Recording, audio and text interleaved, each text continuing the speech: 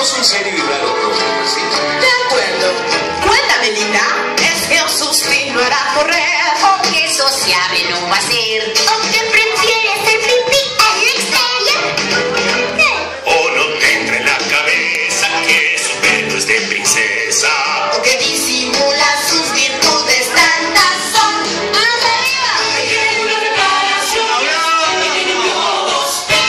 Si tienes la cabeza bloqueada, necesita brazos con precisión. Requiere una reparación, necesita una solución. El mundo ideal de gran barato es logrando su unión. ¡Estamos aplaudiendo! Ella ya está comprometida, ¿entiendes? ¡Con la cabeza, con la cabeza!